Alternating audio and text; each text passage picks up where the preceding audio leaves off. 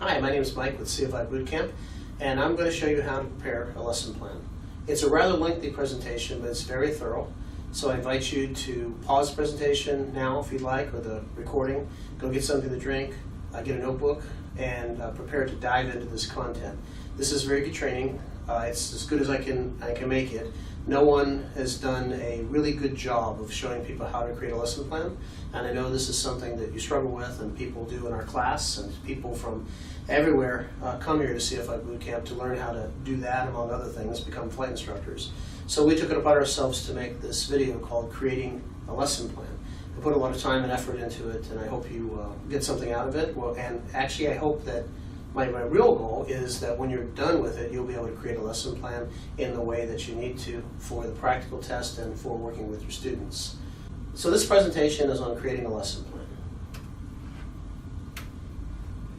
So a lesson plan, CFI lesson plan for flight students. Where do you start? That's the question, right? Where do we start? So the problem is, how do I make a lesson plan? The good news is there's a solution. I'm going to show you how to do just that. The show here is going to be about an hour long, and by the end of it, I will have taught you a lesson plan on steep turns, and I will go through the step-by-step procedure of how we create a lesson plan on any topic. So the first thing we need to know is, what's the purpose of this lesson plan? It could be for a maneuver or a procedure. It could be an academic lesson that we might give in a classroom, or something technical that's not maneuvers-based. It could be a single point topic. It could be something like how to set up ForeFlight. It could be how to use a particular piece of avionics in a beginning way. It could also be a scenario-based lesson. Now, as part of this presentation, I'm not going to focus on the scenario-based lesson. I'll just mention it. There are examples in the Aviation Instructor's Handbook on how to create such a lesson plan. So what is a lesson plan? Where does it fit? Well, first there's a course of training. A course of training or a curriculum would be something like, I like to sort of equate it to like a university degree. So when you go to college, there's all these classes, might be 50 of them in the way of you getting a bachelor's degree, or maybe more than that. And all of them lead up into a course of training to getting the thing at the end, which is a bachelor's degree, maybe in electrical engineering. So a course of training is that. It's a start and a finish point. And with the end of it being some degree or some sort of credential. So in the case of like the Chinese programs that are done in the US for the CAAC for Chinese air carriers, this is a course of training. They do private, they do instrument, they do commercial, multi, and then they do 25 hours of King Air operating experience. And when they're done, they're finished with the Chinese program. And that is a course of training. Of course, they collect various credentials along the way. Now, each of those courses are going to have a syllabus. The syllabus is the driving force for that particular lesson. The syllabus is the roadmap for a particular course. It goes what we're going to do first all the way to graduation at the end of that particular segment or course. And within the syllabus then is the individual daily, hourly, whatever those instructional periods are, which is where we're going to put the lesson plan. The lesson plan drives a single instructional period. Whether it's 2 hours, 1 hour, 15 minutes, whatever that is, if it's a single instructional period, it needs to have a lesson plan behind it. So before we start diving in, I want to have you think about looking at the student as a whole, your audience, whether it's going to be a classroom or whether it's going to be individual, to sort of set the starting point. A lot of times we would create a lesson plan without any idea of who our audience is going to be, and then that lesson plan better be flexible enough for me to use for other students of different backgrounds. So before we start, if you look at the slide here, you can see that I want to know your location in the course, meaning that I want to know where you are in the syllabus now. So what have you finished? What's been successful? And where's the starting point for me? Have you done all the prerequisite material, or am I inheriting someone who's fallen into the syllabus or gotten ahead of the syllabus by some method and not quite prepared for this lesson? The next is, how much time do I have for the lesson? I have to know how much time either the school gives me or I allow myself or the budget allows. I've got that to contend with as well. Also, I need to look at the standards or the metrics. What is it that I have to teach, and what do I have to do as a result? So is the time I'm going to allow and the person's starting point going to allow me to finish this student and achieve the standards or the metrics that are there and that the student needs to rise up to. And then I need to look at all the FAA resources. Those could be Airman Certification Standards, PTSs, could be handbooks. I need to sort of get this stuff assembled. The next thing I need to do then is I need to approach the individual. And in the individual, I need to know what their knowledge is. So I need to figure out what they know. In particular, the prerequisite material. I want to know their progress in the syllabus, as we discussed before. So I need to know where they are. The objective, I want to know I need to write an objective for that student or for that lesson. I need to say, what is it we're going to do on this lesson? I need to address the motivation, why we're going to do it. And then I also need to set a learning outcome, which is something we don't talk about in aviation lesson plans too much, but it's very important. A learning outcome is a very specific, what I'm going to be able to do once I complete this lesson. So it could be something like, weight and balance. It could be such that at the end of this lesson, the student will be able to perform a weight and balance on a 172 with no assistance. That could be the learning outcome. On a maneuver-based lesson, it could be something like the student will be able to perform to the ACS standards while conducting a steep turn and explain the fundamentals of the aerodynamics behind steep turns. Maybe that's the learning outcome. So the objective is a little bit different, which we're going to talk about here in more detail, but we really want to concentrate on the results. The learning outcome is really the results area. And then I need to assess the student. So I need to see the results of any stage checks, progress checks, any sort of test they've taken. I need to check their progression against the syllabus again, and I need to orally evaluate them if I'm still unclear of where the starting point is. So we have to set our starting point, I guess, is the bottom line for that. These are the major components or parts of a lesson plan. The first is going to be the objective, then the motivation. So the objective will say what it is we're going to do. The motivation is why we're going to do it. The next section will be the elements, which will have all of the individual step-by-step procedures or things that we as an educator or flight instructor need to follow in order to achieve that objective. So if it's going to be for a maneuver, it would be all the components that make up that maneuver. The next one is going to be the equipment and schedule. So the equipment is, what do we need? Do we need an airplane? Do we need a whiteboard? Do we need a monitor? Do we need a model airplane? What's the equipment? And you would think that a flight school would have all that. But we travel around to a lot of different flight schools, and we find that sometimes we can't find a model airplane in the whole place. It's kind of amazing. Or I've given private pilot courses at companies and failed to bring my lesson plan, which would have told me I needed a model airplane, and now I don't have one. And this company, Downtown Mountain View, a technology company, doesn't have a model airplane. The schedule is how long it's going to take. So we need to set out how long it's going to take. The fourth thing we need are the instructor's actions. That is what I'm going to do in the lesson. And it's a little different between the academics and the maneuver lesson, so we'll get there in a moment. And then the student's actions. What do we expect the student to do? And finally, there are the completion standards. Now, the lesson plans that we develop here at CFI Boot Camp go a little more detailed than just this. There's some extra components in there. But this is, if you look at the FAA's Aviation Instructor's Handbook, this is pretty much what it looks like. Here's some examples. This is actually from the Aviation Instructor's Handbook. So if you look at it, it's Lesson 1, Flight Planning, and there's an objective to develop the student's skill in flight planning and obtaining a weather briefing. The elements, these are the step-by-step procedures: observe the wind and weather conditions from the Weather Channel, radio and or visually, call flight service station for weather briefing, select the launch site. This is all for a balloon, obviously.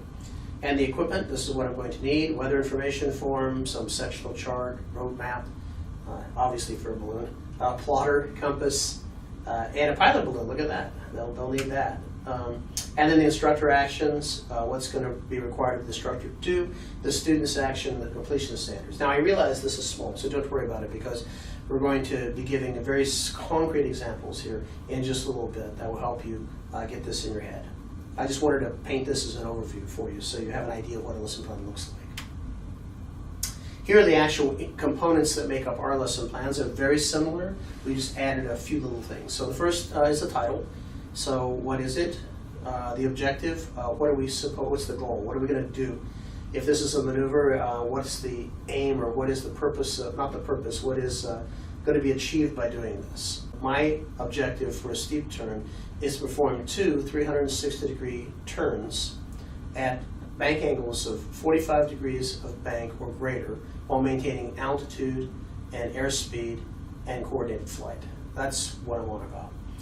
Now, the learning outcome. This is a little different than the objective. So what is it that I want the student to do? Well, this depends on the student, right? So the learning outcome is set in the context of the student or the classroom.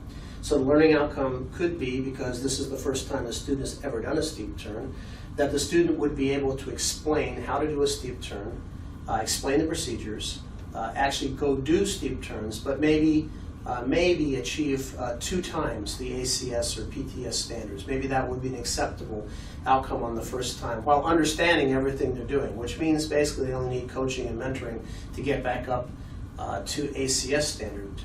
And this would be a decent opening learning outcome. And we have some standards in there as well. But the learning outcome describes what's going to be accomplished at the end of it. Then motivation. Why are we doing this? Is the next part of it. What's the reason for doing this? Here's from our lesson plan, steep turns. Form 360-degree turn using 40 to 50 degrees of bank without losing altitude, it should say, or airspeed, and maintaining coordinated flight. The motivation, it develops smoothness, coordination, orientation, division of attention, and control techniques while executing high-performance turns. This maneuver can be used to avoid an encounter with clouds, terrain, or other aircraft. So this is the buy-in. This is why I need to do it. The learning outcome, the student will decide when to use a steep turn by a scenario given by me, the instructor, and execute it within 2 times the standard in the ACS. So that's my learning outcome for this particular one. Carrying on with the components, there's the schedule, which we talked about. That's the length of the lesson. The equipment, the tools that we need. The elements, or the steps, the step-by-step progression through the lesson. The instructor's action, what you're going to do as the instructor. And here's elements of the lesson plan that I have for a steep turn. This is cut from the ACS.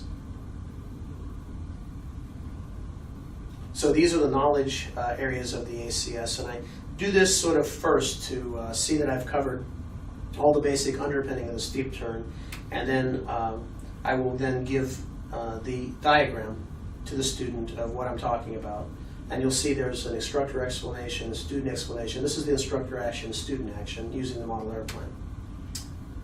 Now the instructor's action, so you can see I have questions for the student. I'm going to ask them these questions. And then the student's action, what the student is going to do. The completion standards are going to be the assessment, how we know that we've achieved the result. And then the common errors are to develop awareness with the student to say these are likely things to happen when the maneuver doesn't work out right. And other people have gone down this path before, so let's learn from them and recognize that these are likely the mistakes we're going to make and look at some corrective actions before we start. My advice, I'll tell you later again, is don't dwell on this. You know, there could be a very long list of common errors, and it would look like, well, these are all the ways you're going to mess up the maneuver, right? And then it kind of overshadows the idea that this might be successful after all if you just listen to the elements of the lesson and the objective and what I have in mind for you today, and the learning outcome. Here's the students' actions. They would answer the instructor's questions, demonstrate the maneuver with the model airplane. I want to ensure that the student can walk me through the maneuver with this before we go to the airplane, because the airplane is a very bad place to teach someone something, except for a life lesson. We can get a lot of that in their experience. But in terms of teaching, I want the airplane to be used as a demonstration of practice. I want it to be a demonstration platform where then I allow the student to practice and not teach them things. I can give them critiques, I can improve their performance, I can fill in the gaps of things maybe they didn't understand quite in the academics, but I can't make a full-blown lesson in the cockpit. It's a mistake, and it's very expensive to do it that way. So I have to explain the procedure, and I'm also going to have them give me a risk assessment for the flight using the PAVE checklist. So I like to weave the PAVE checklist, which is from risk management, into the training from day one. And so I'd like to get their risk assessment for the flight. These are the completion standards, so you can see that they're there, and these are cut directly from the ACS, Airman Certification Standards. And these are the common errors. Now again, notice how many of them there are. If we dwell on these and focus on these as we go through, with the student.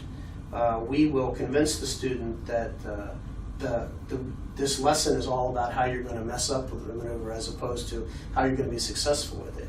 So I pick, my top 5 list at first, and I go through those with the student. The things I think for them specifically, because I know them, I've flown with them a little before, I've assessed their knowledge, I've seen what they've done in the syllabus, which one of these are more appropriate that they might have some trouble with, and then just focus on those.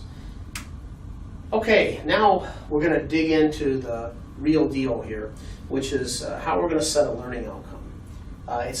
To my knowledge, this isn't really taught anywhere outside of in educational circles. If you're a teacher, you understand this already. Ask your high school teacher about Bloom's taxonomy of learning and setting a learning outcome, and you're likely to get, yeah, here's how you do it. So there are many ways to approach it, but let's approach it in the way I know, which is using Bloom's taxonomy, how to set a learning outcome. And we're going to look at Bloom's taxonomy. Taxonomy means like a progression or a method. It means to me the way we progress from rote all the way through the stages to evaluation. So in Bloom's taxonomy, it starts off with rote, or knowledge, which means that you understand something. That's as much as you can do with it, just understand it. The next would be comprehension. I understand it now. I can intellectualize it. Rote basically, or the beginning part, the knowledge part, means maybe I can just parrot back what you said, but I really don't understand the whole thing. Comprehension means I understand it. Moving from there, it's application. Application means I can now use the information. I'm at a point where I can use something. And after that, I can go to analysis. Analysis means that I can analyze the various components of it, compare, contrast them. Synthesis is the next highest level from there, and I can do even more. And finally, there's evaluation. I can judge my own work or the work of others, and I could compose original content. I could do all that stuff when I get finally to there.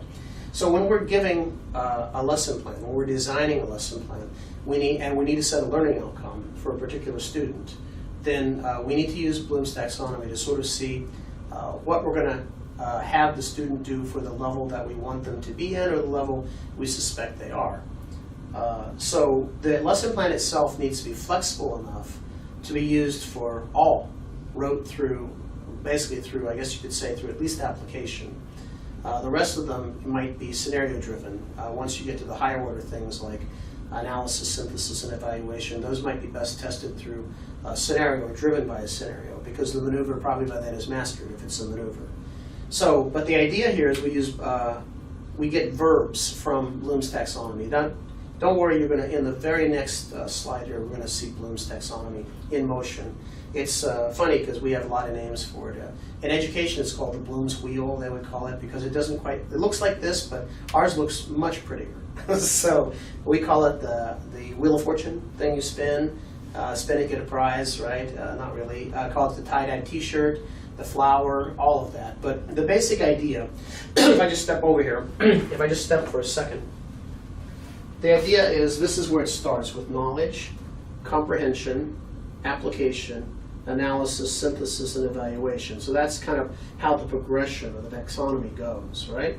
And then from here, these are the things that you should be able to do in each of these steps right here in the second part. So these are actually the verbs. So you should be able to list, select, name, define, memorize, and if you're a comprehension, match. And then these things on the outside are activities that would allow you to demonstrate or do such a thing. That's kind of how we know how to use the Bloom's wheel from the very beginning steps. Now, let's dive into it a little bit more. So if you look at the progression, this particular one is at the progression area of taxonomy 3, which is taxonomy is also a classification. Like in the animal kingdom, you would say the taxonomy of whatever species it might be. So we use this Bloom's taxonomy as, I say progression, it could be classification of knowledge, right? So this area 3 is application. You should be able to do something. That's the progression. And the verbs then are there. And these are examples, again, of activities that would allow us to do that. Now, these are non-aviation related activities. So the Bloom's wheel is set in education in general. So let's look a little farther down the line here. So what we really want to do when we set out a learning outcome is we want something called the STEM. The STEM is the student will be able to then the verb. And then the verb comes from Bloom's taxonomy. That's the thing we want them to do. So we'll look at an example here in just a second. So the student will be able to, that's the STEM verb. So the learning outcome that we have has to be measurable. So the student will be able to count to 5. That's a learning outcome. That's at the very lowest level. That's at knowledge, maybe. Maybe others, because you can memorize that, right? The student will be able to multiply 2 numbers together. That could be knowledge, could be understanding. But we could delve further and get to where the student needs to know all the underpinning, all of the knowledge, all the understanding to get to the application side. So for example, what is VY for your airplane? 67. Okay, what does it mean? I don't know. That's at the knowledge level. We have some knowledge, but we don't know what it's for. At the next comprehension level, which would be the understanding part, we would say, so when would you use VY or VX? So I would use VY when I want to climb at the best rate, which means that I would gain the highest altitude in the shortest amount of time. Okay, and so let's go do that. I can't do it. Okay, so now we don't have application yet, but we have the comprehension. So an application is that the student can go to the airplane, physically do the skill, or perform the skill. So that's what we're talking about for the verb. The student will be able to demonstrate, perform. Those would be at the application level. And if recite or list, those would be at the knowledge areas, or maybe to understand or to draw might be at the comprehension level. So the learning outcome, we have to have a way to measure it. So if we say things like in our lesson plan, the student would be familiar with, have experience in, etc. These are way too vague and they're not assessable. We can't assess that. There's no way to put a score on that or to put a placement of a person's knowledge when we have these sort of words. So we just strike these from your vocabulary when creating a lesson plan. Those kinds of things that are a little arbitrary or vague.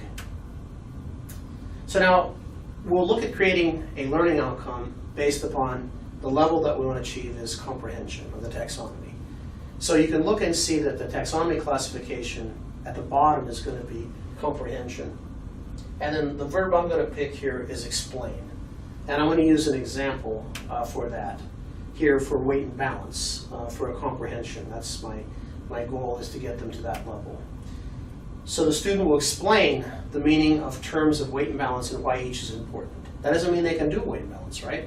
So they're at the point of comprehending it, but not being able to do it yet. So that's how. So the student or Bob will be able to explain the meaning of the terms of weight and balance. So to put this in the right context, the STEM would be the student will be able to, or Bob will be able to, and then the verb explain the meanings of the terms of weight and balance and why each is important. Now in the background you're likely to hear airplanes. We're in an airport. If it gets too noisy, we'll fix that. But otherwise, we'll just let that play out. Might add a little interest to know we're physically at an airport. Right? So the next thing I want to show you is how to create a learning outcome based on analysis, which is here. So here I've picked the taxonomy classification or the level of learning of analysis. And the verb I want to use is analyze. So that's how I'm using, again, Bloom's wheel to now create a learning outcome that's going to be higher than the one I had before. So analyze and explain the differences in weight and balance for a 172 versus a TBM 850. And I have 2 maybe manuals down there. So the STEM is missing, but the STEM would be the student will analyze and explain the differences in the weight and balance for a 172 versus a TBM 850. And analyze is the verb. That's the part that takes us into that level of learning, the action.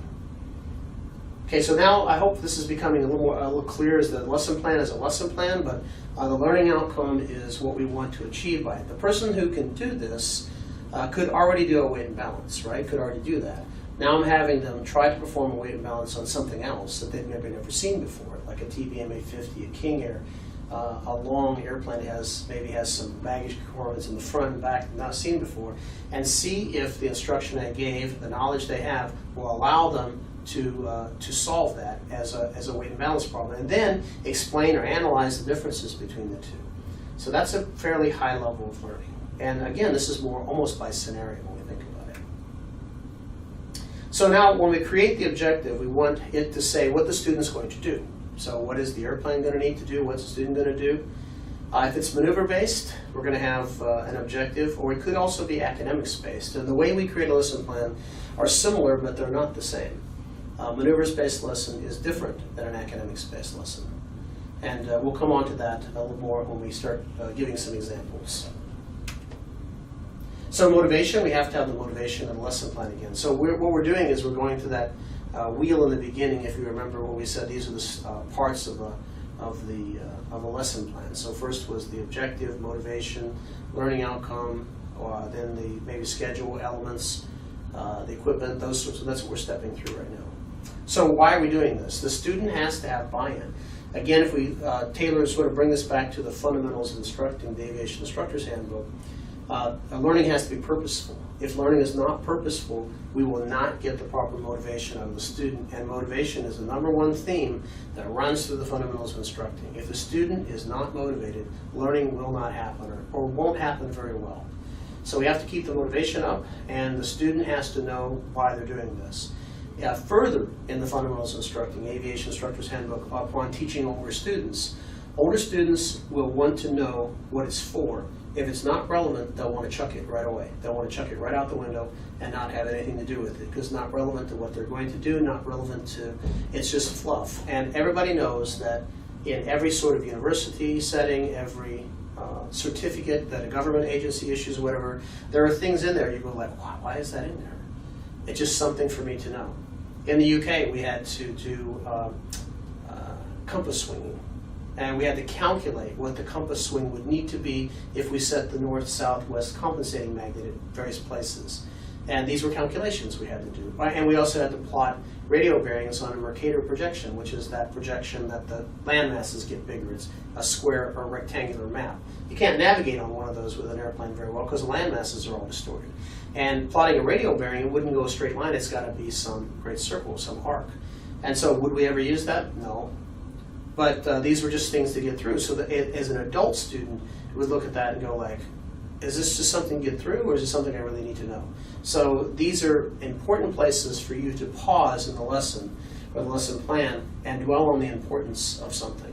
And if it is something just to get through, then I think we just have to simply state that and say, there's no real rhyme or reason for this. It's just here, it's stuck here. And someday it'll come out of here, but for right now it's here. But 99% or 95% of our curriculum isn't based upon that. It's based upon very practical, useful things. And I think, concentrate on that. Where is the skill relevant? So where does it fit in the curriculum, and we're never going to use this again? The motivation that's never a good idea is it will make you a better pilot. This is not strong enough as a motivation, and it conveys very little. So if this is all you have to say, you need to kind of rethink your motivation.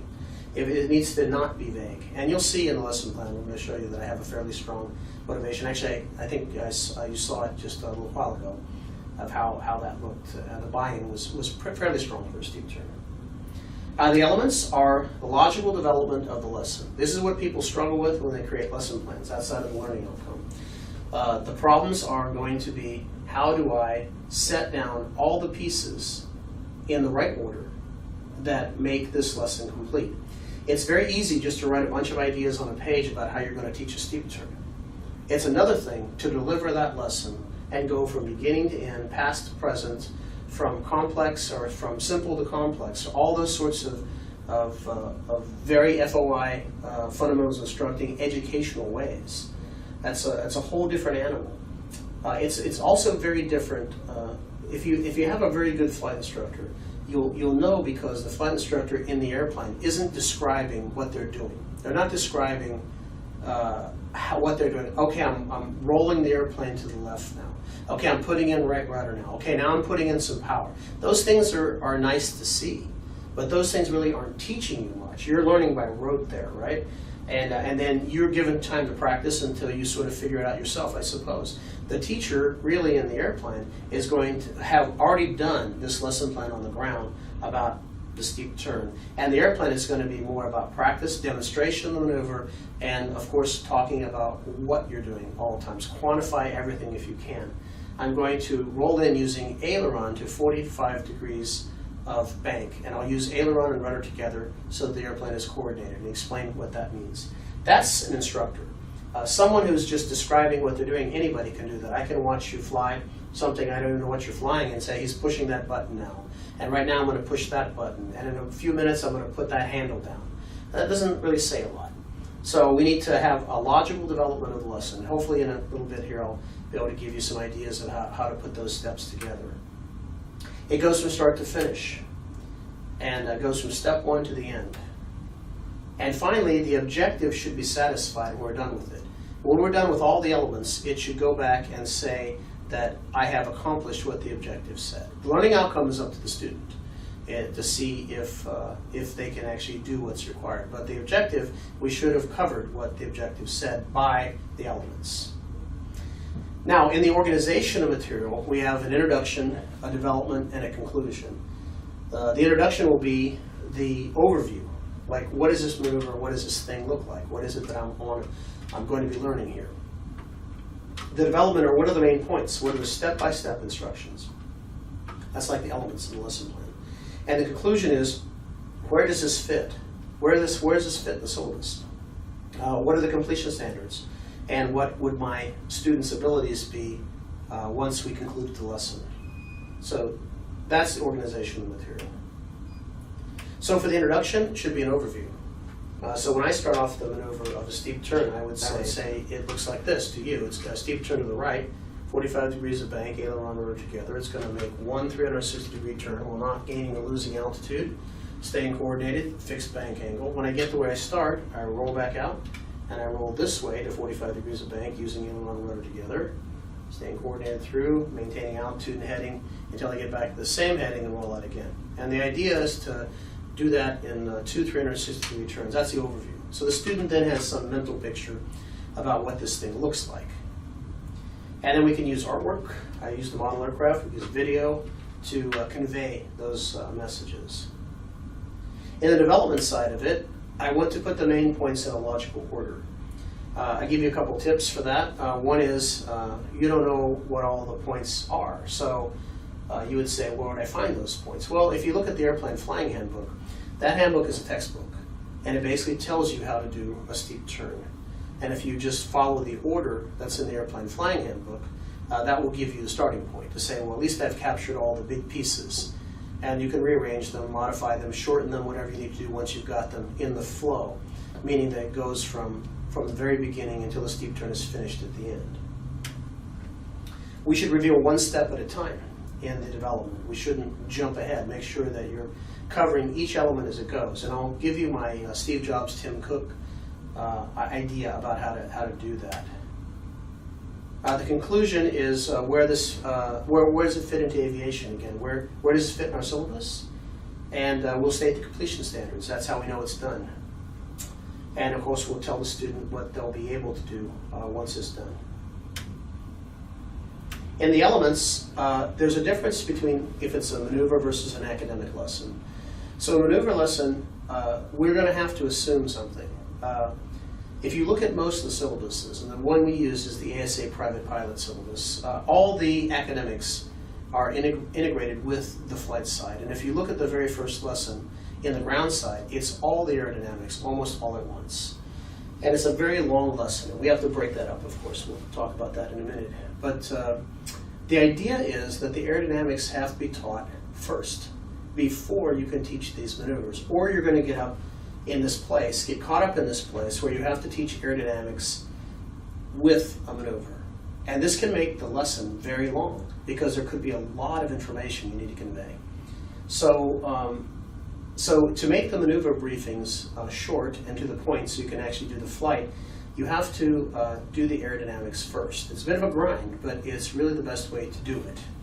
Academic lessons are simply academic lessons. They can be longer, and there shouldn't be an idea there's going to be a flight right after an academics lesson, unless that's part of your 141 syllabus or whatever you're using, but typically it wouldn't be part of ours. We would do a larger academic lesson, and either we would have a big break and then go flying, or we would do flying on a separate day or separate time. So again, the aerodynamics before the maneuver lessons start.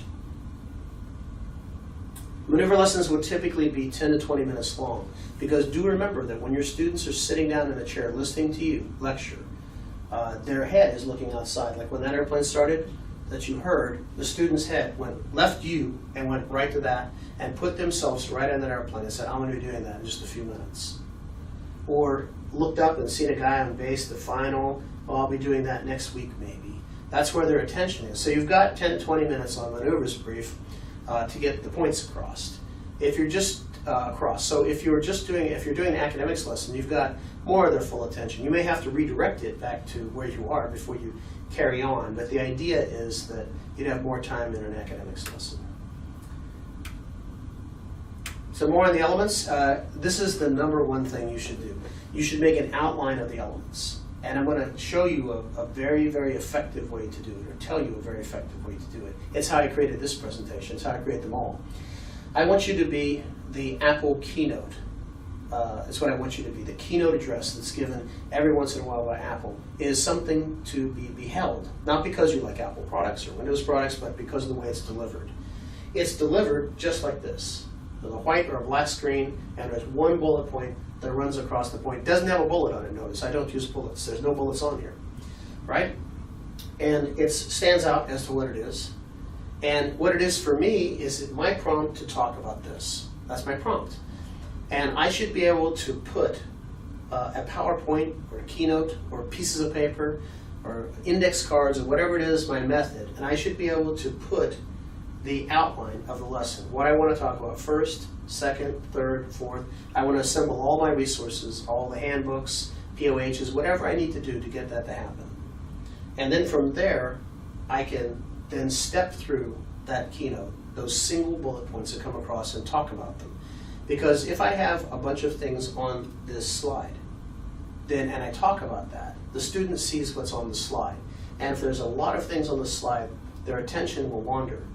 Or if you give them lots of things to read, their attention will wander. But when you use this as your talking point, saying this is going to prompt me to say these things, and maybe you have some speaker notes like I have here, then I think you make your life easier. And later you'll see that you can move these quite easily in PowerPoint, Keynote, or index cards. You can move them around and have the flow fit the way you're trying to deliver the presentation. We'll see where it's wrong. Keep any extra material away from the student.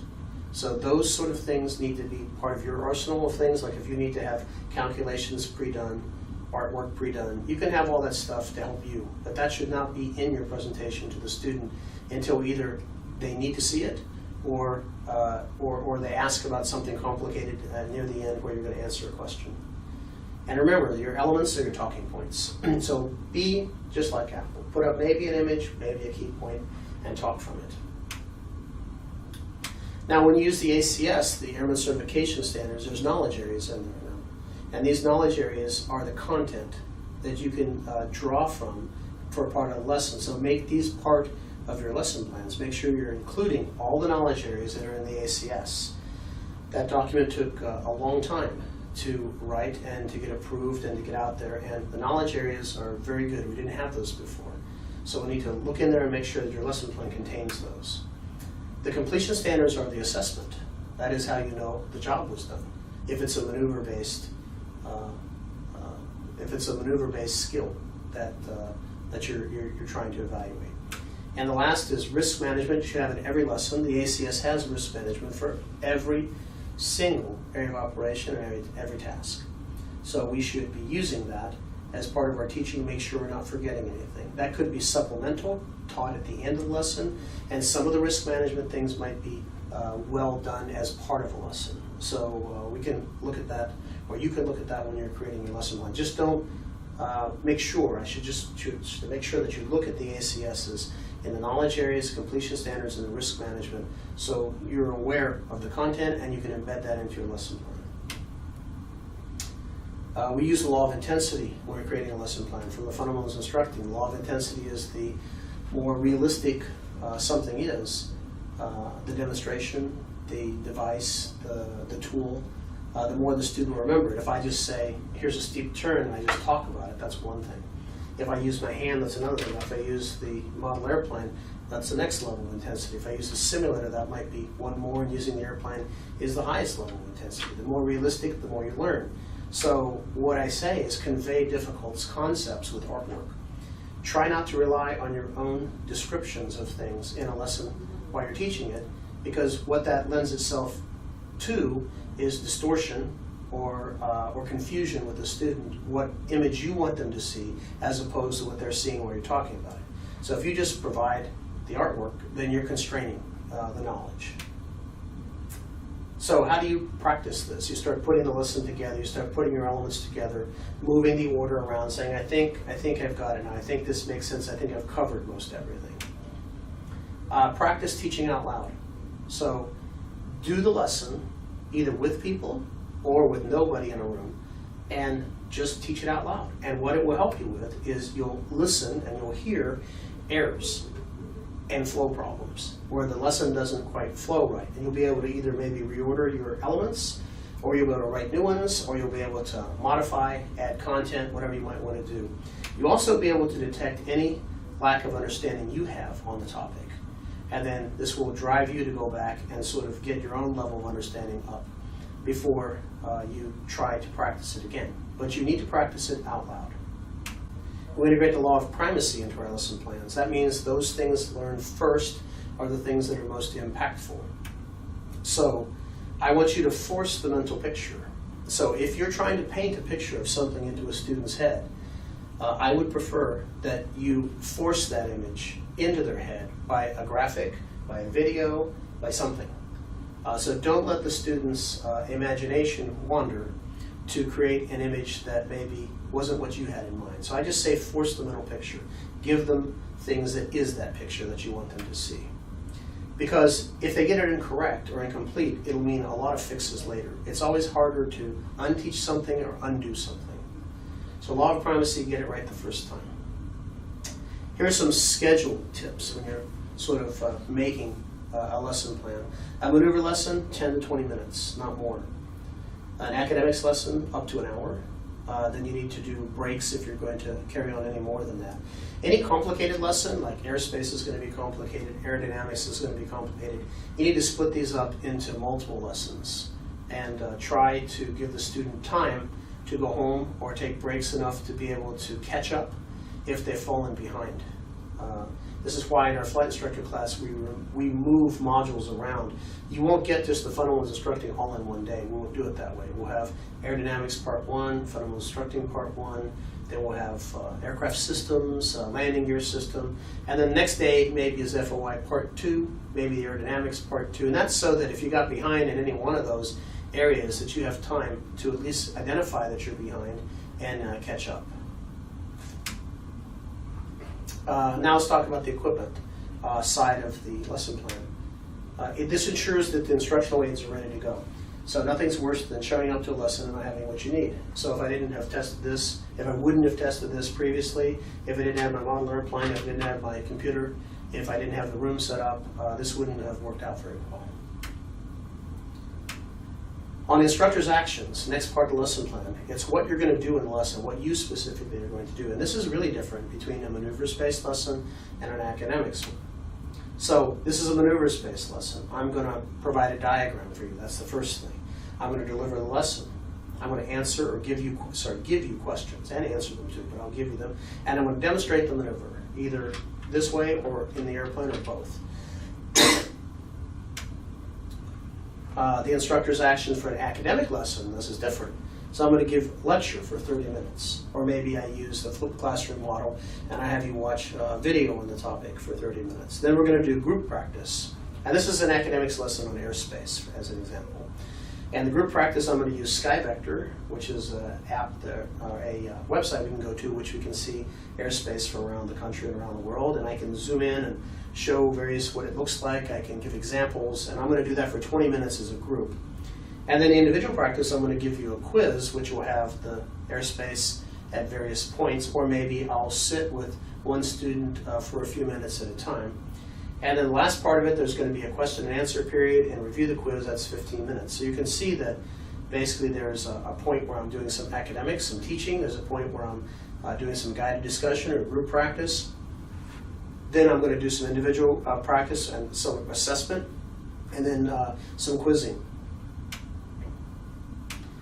So the student's action is, what should the student be able to do? That's the question. What's the student supposed to do during this lesson? So the three things in the maneuver lesson is they would be able to answer the CFI's questions. They would be able to show the maneuver with the model. I need them to be able to do that, and I need them to list the completion standards. So once they can do that, then I think in this particular lesson we're good. After the assessment, we need to assess the student's learning. Typically that'll be to some standard. Not everything has a standard. Some things are subjective, like judgment, decision making. These are hard to put down on a completion standard. What do you say? The guy did, the girl did, they come out with the right answer, did the right thing when the emergency happened. That's easy to say, but hard to evaluate because there's lots of variables within that. So where we can use assessment, and there's a criteria, a standard for it, we'll use that. And sometimes we have to factor the standard. The ACS is a good example of where we can use criterion-based, performance-based criteria to evaluate maneuvers and things. So most maneuvers are assessed to the ACS eventually. In the beginning, remember about your learning outcome. Don't set your learning outcome so strict in the beginning that the student cannot achieve some success. The ACS is to measure a completed pilot, one that's done. And again, the ACS represents what? The lowest standard. The lowest standard. It's the minimum pilot that we want to make. So we need lower standards at first, typically than this. And certain maneuvers don't have an ACS standard, which we said. Always the question is how much lower? This depends. I mean, my take on it is it depends on the learning outcome, right? If the student is just supposed to understand the maneuver and practice it, then I think as long as they can do it, practice it, and then it doesn't really matter. It means they understand, they're just not able to grasp the stick and rudder or the kinesthetic feel for it just yet. Don't quite have that psychomotor skill developed. We can work on that. And in our next learning outcome, it can be to achieve, within 2x or 5x, whatever we want to put down ACS standards. And eventually it'll be the standard. So so it's going to be dependent upon the student. And from the very beginning of the lesson, I said you have to know your student, you have to know your audience, and that's how you tailor a lesson plan using learning outcome to get that. The completion standards for academics here, there's different things. There's maybe formal quizzes or tests. We can use textbook questions. When you were in college or high school, wherever you were, you probably had tests, and chances are the instructor didn't make all the tests. They took a book that you weren't using in the classroom. They used a different textbook from some other place, and they pulled the review questions out of the back, and they said, oh, these will make good questions, I'll use these. So you can use those. ASA makes a great book called Ground School, which has review questions for every single chapter, and lots of them. And they also have Flight School, which is for flight maneuvers and good answer questions, and the answers are there too. And we can use that to help us assess the student's knowledge. We can use the FAA knowledge tests. You can use stage checks or stage tests that are completed, written, usually multi-choice tests.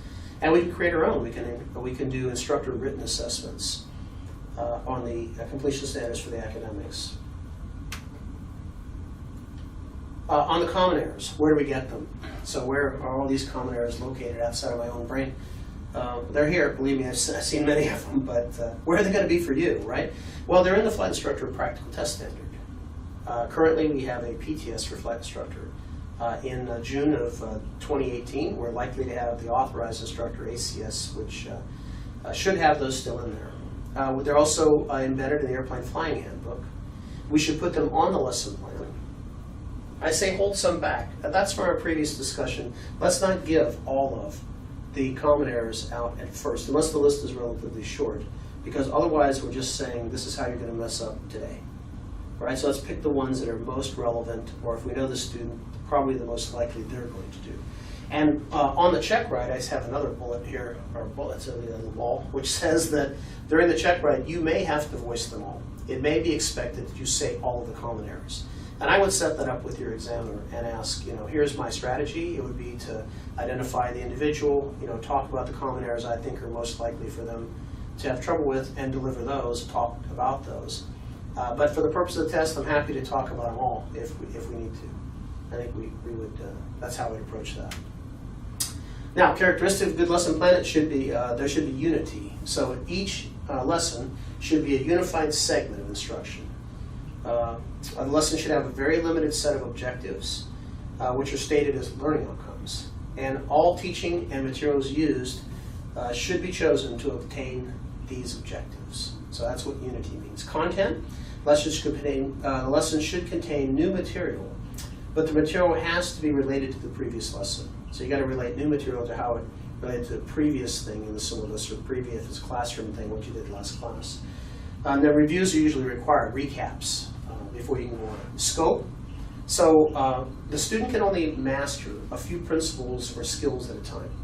So it's best not to flood them, inundate them with tons and tons of things to do. We'll just make those into separate lesson plans, right? So the lesson plan for something difficult to do, like landings, might be many of them. Or it could be the same one, I guess, near the end, which is the finally be able to land, which is the hardest thing we know how to do. So too much information and you lose a student, and too little and you haven't done an effective lesson.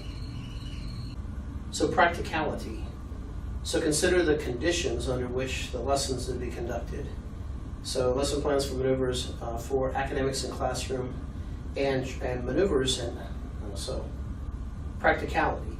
Consider the conditions under which the lesson will be conducted. Lesson plans for maneuvers and academics will be different. The lesson plan needs to be flexible. The plan should be an outline and a sequence for training. But this outline should also allow additional room to let some add-on material be present if it's necessary. The relation to the course. Lessons should be planned and taught so the relation to the course objective is clear. And instructional steps. We need instructional steps to go from beginning to end. And it should follow the teaching process from Chapter 4 in the Aviation Instructor's Handbook, which is preparation, presentation, application, review, and evaluation. Now, the steps in making a lesson plan. I think you know these by now, but we'll go through them one more time. The first is to write the objective and learning outcome. The second is to make sure you research the topic. The third is to prepare an outline. And one tip here is to prepare the beginning, that is the objective and learning outcome, then do the last part, the completion standards, and then do the middle, the elements in between, because by making the objective, learning outcome, motivation, and then doing the completion standards, what we're able to do is see what we need to do in the elements to achieve the results. So here's our lesson plan on steep turns. The objective is to perform a 360-degree turn using between 45 and 50 degrees of bank without losing altitude, maintaining airspeed and coordination. And if it's commercial standards, it will be in both directions. The motivation, again, it's a strong motivation. You know, smoothness, coordination, orientation, division of attention, and control techniques while executing high-performance turns. This maneuver can be used to avoid an encounter with clouds, terrain, or other aircraft. So that's a good buy-in. That sets the motivation. The schedule is going to be 30 minutes. And in the equipment, I need a whiteboard, pens, a model aircraft. I need the airplane flying handbook, and an image on steep turns in the pilot operating handbook, because I might want to go over VA for that specific airplane. So I'm maneuvering speed and how it changes, or how it changes the weight. Here are the elements from the ACS. So the first thing I want to talk about is coordinated flight. Now, for the purposes of your test, what I want to concentrate on here is a way for you to set it up for the examiner, not necessarily the way you'll deliver it to a student. So examiners are used to seeing the lesson plan in a particular format. Most of them will say they don't care, but I can tell you that if they see it in this particular format, then they will know it. And they won't be reading into it, like, what is that? I wonder what's coming next. They're going to know what's coming.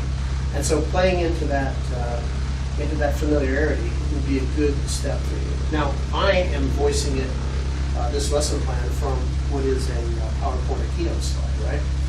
Slides, I should say. But I'm going to have you do it by whiteboard, and I'm going to go through it with you. But I think what I'd like to do is I'd like to go through this lesson as I have it. and then we'll pause, take a little break in the video, and then I'll give you the complete lesson, again, using just the waypoint. And I think the other thing I would like to do is show you how I capture the elements so that you'd be able to replicate that process for all the things you want to do. So first, in the elements side, this is just talking about steep turns in general. So I want to tell you, most students don't understand what coordinated flight means. So I'm going to tell you that what it means is it means that the tip to tail of the airplane is constantly in line with the flight path of the airplane. So the flight path of the airplane is like this, and the airplane's nose is like that. That's a slipping turn. And if the airplane's flight path is like that, and the airplane's nose is inside of it, it's still maintaining that flight path, that's a skidding turn. And no matter what, the way we'll know that we're slipping or skidding is not by looking at the ball. It's already happened. So we want to know that we're constantly straight up and down in our seat, that we're not leaning left or right, doing anything other than a crosswind landing, where we're going to be slipping, a crosswind takeoff, where we're going to be slipping again, or the case of a forward slip or a slip to lose altitude. These are the three places that you're allowed to not be straight up in your seat. Any other place in flying, you're going to be up in your seat doing normal maneuvers, not aerobatics. So altitude control at various airspeeds. So we're going to need to be able to control the airplane altitude-wise for various airspeeds. So this means that we would need to be able to accommodate a lower speed because VA would be very lower at a lower weight. So in 172, it's 85, or 90 at the lowest weight, and it's up at 104 if it's at a highest maximum. And the aero is 130 at maximum miles an hour. So you'll have to be able to do this steep turn at various airspeeds. Maneuvering speed changes weight. Y is a different topic, but maneuvering speed goes down with reduced weight and increases with increased rate. So we need to calculate it or have it for our airplane. The way we'll do that is we look in the pilot operating handbook and we'll get that one. We also need to control the rate and the radius of the turn. So the rate is going to be controlled by how quickly we roll into the turn. The radius is going to be maintained by the steepness of the bank. That's how we control the radius of the turn. Because we're going to be operating at in an accelerated way, meaning that we're going to be accelerating because we're changing direction all the time in this turn. If we let things get out of hand, so let's say we allow the airplane to descend at a pretty good rate, and we correct that too quickly, try to change the flight path too quickly, we could encounter an accelerated stall. An accelerated stall doesn't give much warning. This is not something to fear, it's something just to be aware of. And the way we'll know that is because we're going to feel a load factor, an increase of G-force, because that's the only way we get an accelerated stall, is by having acceleration on the airplane. We're also likely to have overbanking tendencies, because in a steep turn, the outside wing is traveling way faster than the inside wing. And so this wing can generate more lift than this one because this is traveling faster, and we get more lift over that side of the wing. Use of trim in a turn. So this is a sore subject for me. I say don't do it initially. And the reason for it is so that the student can feel the control pressures. But it depends on the airplane, really. Yes, I'd like for them to feel the control pressures, but if some of these airplanes, if the control pressure is so high that the only way we're really going to be able to do it, not fatigue muscles, is going to be by trim. So we can use trim and probably should use it in a turn, but initially try to feel the control pressures to the extent that you can. Then we can look at the aerodynamics associated with a steep turn.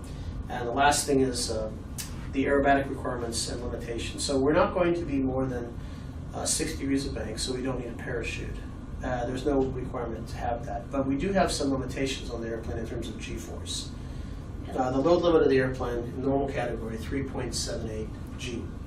And so bank angle, about 70 degrees is going to get us 3 Gs thereabouts. And just beyond that, we're going to be at the load limit of the airplane. So we're going to really be careful that we don't exceed ever 60 degrees of bank. So I want to give you the aerodynamics of the steep turn next. And let me go on to the next set of elements, which is sort of related exactly to the flight plan. But before I go there, I want to give you the aerodynamics of the steep turn. So here's an aircraft in level flight. This aircraft has lift that opposes weight. So if the weight of this airplane is 2,550 pounds, which it is for a Cessna 172S model, the amount of lift generated needs to be 2,550 pounds as well, that way of lift. And the airplane will stay where it's at, it won't accelerate. When we bank the airplane, which is how we turn it, and you know that because in the syllabus we would have covered medium bank turns, then total lift is this way. Weight's still directed downward, so this is 2,550. And then there's weight opposing lift, and this is load factor. And then if we sort of resolve this lift factor, which is tilted sideways, which means that the lift now was generated up, is now generated sort of this way. So some part this way and some part that way. Then we can resolve that to say this is the part keeping us up, and this is the part turning us from that. So to title this is the vertical component of lift, the part of that that's keeping us up, and this is the horizontal component of lift, the part that's turning us. Now, we had 2,550 here before, and if we don't do anything, and we just simply bank the airplane and do nothing else, this is still going to be 2,550 because we haven't done anything. Which means this line here cannot be 2,550. This is a right angle triangle right here. And this is the longest line in a triangle called the hypotenuse. And this one can't be bigger than that one, so that one's got to be less. Which means that if we don't do anything, the airplane is going to start descending. Therefore, we have to increase the angle of attack for lift. And when we do that, we're going to make this number bigger because that's all we can control. We can't control these components individually. They're a result of that. So that means that I'm going to have to increase this number. How much? Depends on the bank angle. But let's take 60 degrees. It's the easiest one to do. In order to get 2,550 here, this number becomes twice that. So it becomes 5,000. If I quickly do that.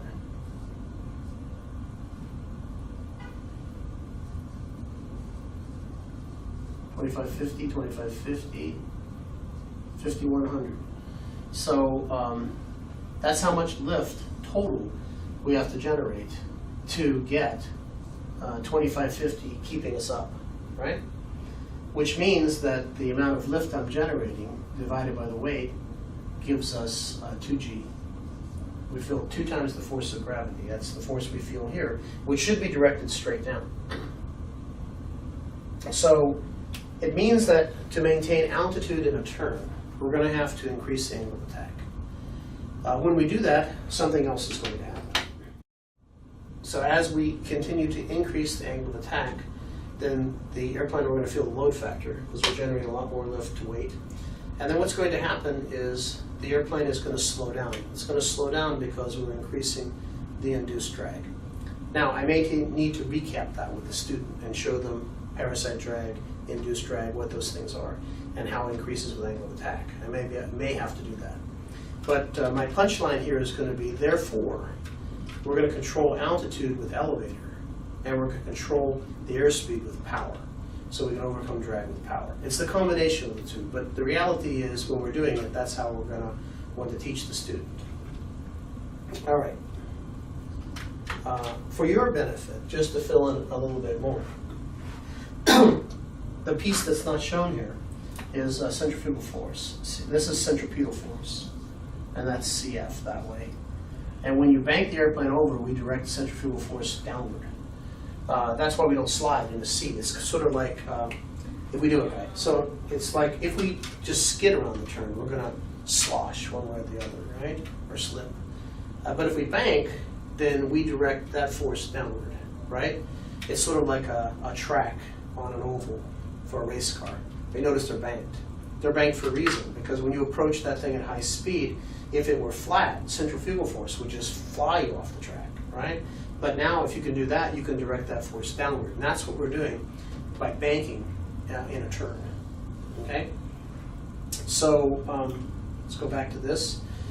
The elements of this steep turn, now that we understand a bit of the aerodynamics of it. The first thing is to do it, we need to identify a reference point. So we need to pick a heading and a point out in space, a mountain, a lake, a road, something that's discernible. And we're going to want to line up on that point.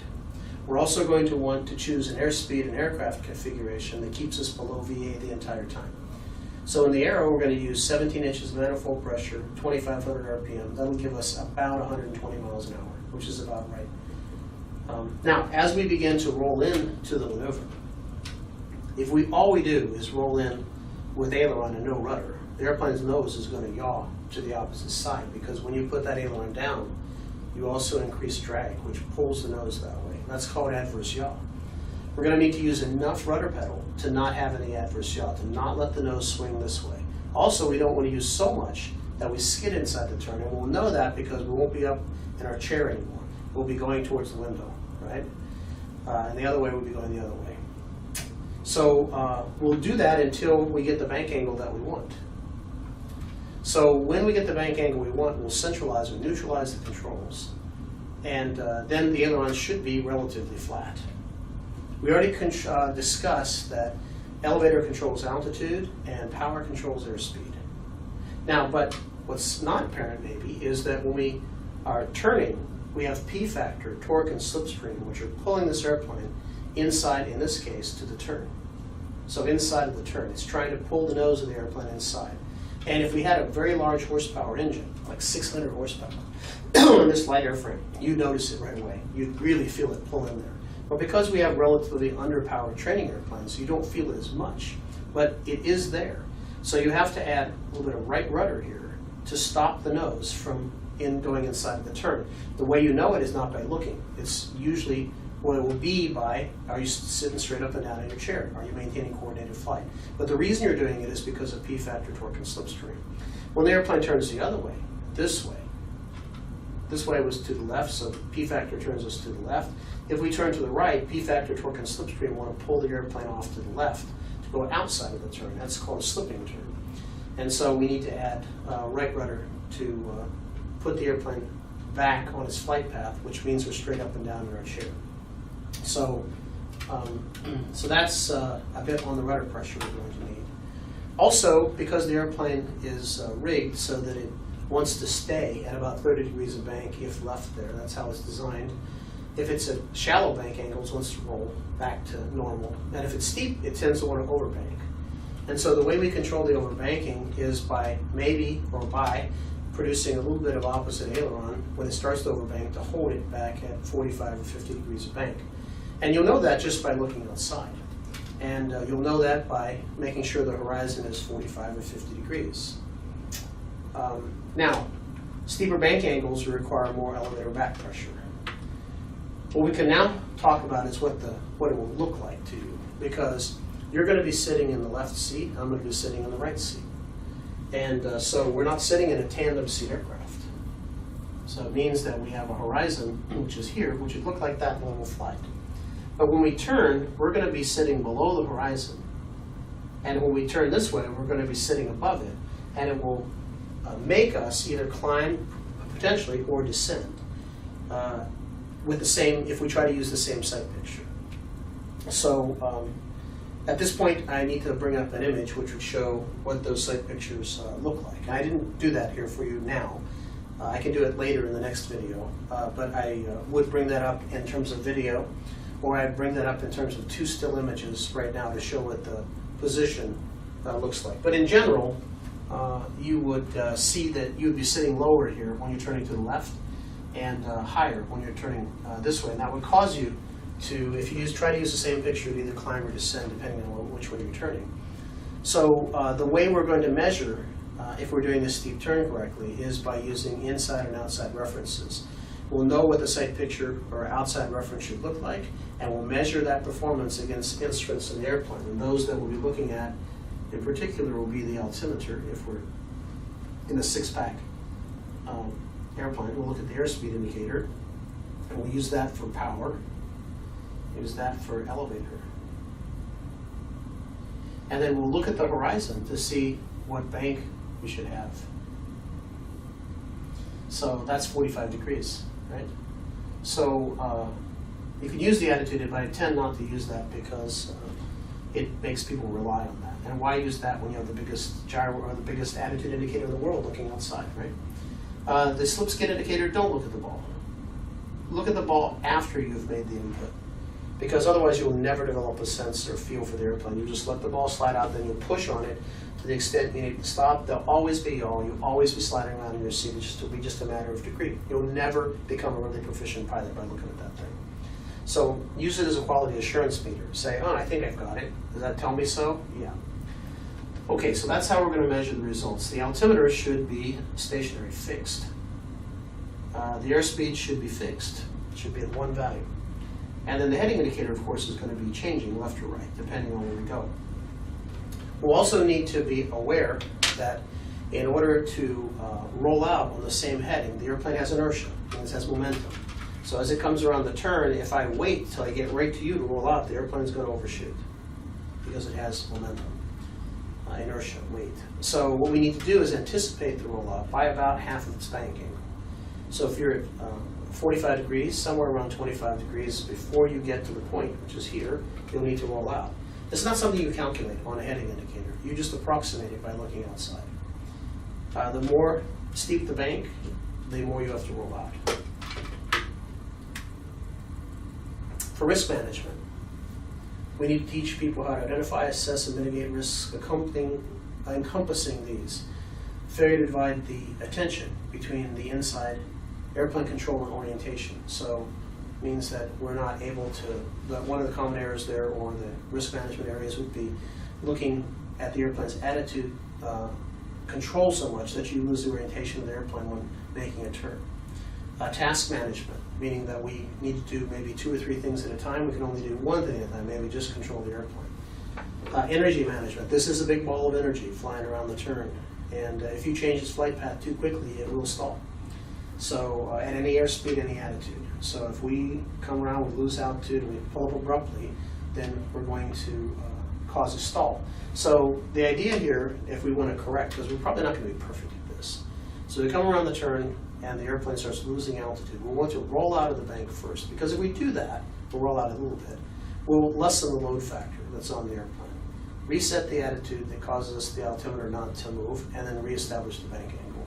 If we're climbing, then we might want to increase the bank momentarily to allow the vertical component of lift to become less, make the turn a little steeper, and that will cause us to descend, and we can reset the attitude when we get to level or to the place that keeps the altimeter fixed.